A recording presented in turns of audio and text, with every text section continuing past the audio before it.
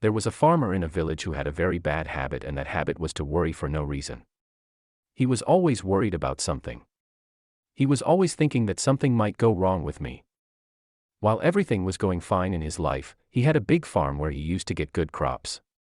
There were 4 cows to farm, 2 bullock carts, a good house, a wife, and 2 lovely children. But still he used to worry for no reason, thinking about some accident.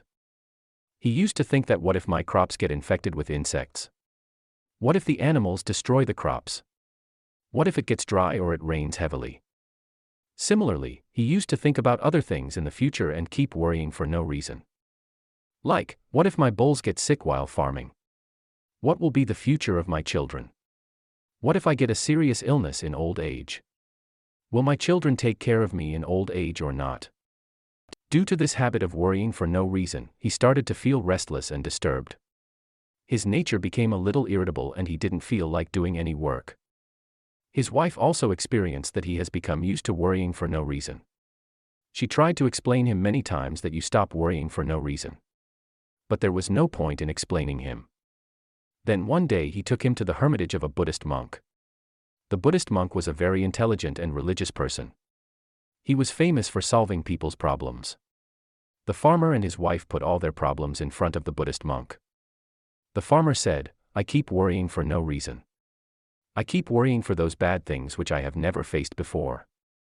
After listening to the farmer's problem carefully, the Buddhist monk said, "Okay, you both come tomorrow morning and I will tell you the solution to your problem." The next morning, when the farmer and his wife reached the hermitage of the Buddhist monk, they saw that the Buddhist monk was sitting on the ground in a very worried state. And in front of him was a glass full of milk.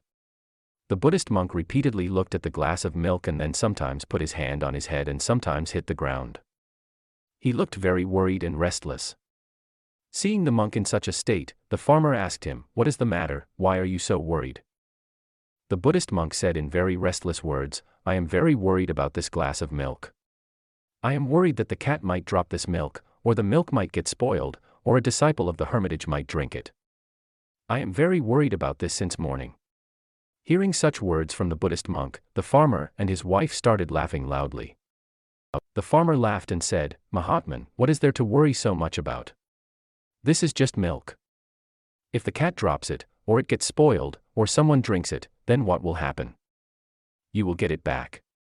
And anyway, it is useless to worry about you. Because neither has the cat dropped it, nor has it got spoiled, nor has anyone drunk it. And it is possible that this will not happen in the future." Hearing these words from the farmer, the Buddhist monk smiled and said, "I am also trying to explain to you that it is useless to worry about the events of the future, which have not happened with us yet, and it is very likely that they will never happen. And even if it happens, the thing that you can achieve once, you can achieve it again. And even if you can't do it, it's okay. Because with the arrival of problems, the courage to face those problems also comes automatically." After hearing these words from the Buddhist monk, the farmer felt as if someone had slapped him on the cheek and woke him up from sleep. He felt that he was also making the same mistake. He was also worried about the events of the future, which have not yet happened, and may never happen. He stood still for a while, and then fell at the feet of the Buddhist monk and said, "Thank you very much for making me realize my mistake in such an easy language. And from today I will try my best to stop worrying for no reason." Friends, if you also, there is a saying in Jain Buddhism, when you are walking, then just walk, when you are eating, then just eat. This popular Jain saying surprised me a few months ago in the first sight. And to be honest, I feel that the meaning of this Jain saying is hidden, which if someone understands it well and puts it in their life, then he will be free from the bond of worry forever. We will talk about the meaning of this Jain saying later. But before that, let's see what kind of thoughts are going on in our mind. If we pay attention to our thoughts for a while, then we will find that after doing any work, most of the time these 4 thoughts keep running in our mind. 1. Did I do it right? 2. Could I have done it better? 3. What will be the result of this? 4. What will people think about me and my work? These are some thoughts that keep running in our mind for a long time, but we don't know because we have learned to live with these thoughts. And our mind works in such a way that if we do a job many times, then it makes it a habit and then tries to do it without our will. In the beginning, we do any work with our will, but later it becomes our habit and then we just do it unconsciously without thinking.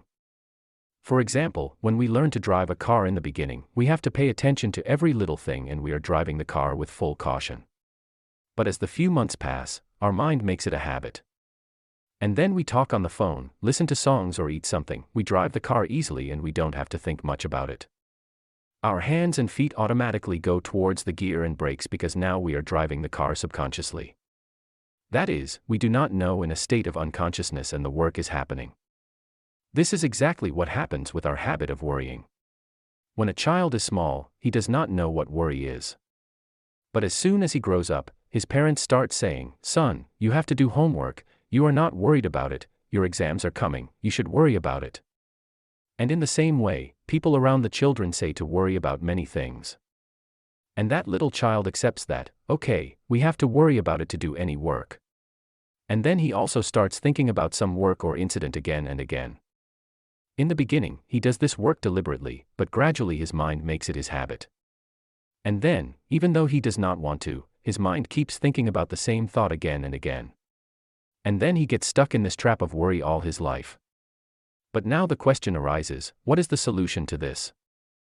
So the solution to this is the meaning of the saying above, that is, awareness. We have to be aware of our thoughts. We have to stop for a while and pay attention to the fact that we are not thinking about the same incident even though we do not want to. We should try to see with full awareness, what kind of thoughts are arising in us all day. Now you can ask, what will awareness do? I say, this is enough. This is enough to calm the mind. This is enough to make the mind aware of its nature. And the easiest way to bring awareness in life is to meditate. Meditate on your thoughts. And when you start meditating on your thoughts with full awareness, then you will find that the unimportant thoughts in your mind will start disappearing one by one. And then you will be able to experience a happy and peaceful life. Friends, I hope you have learned a lot from this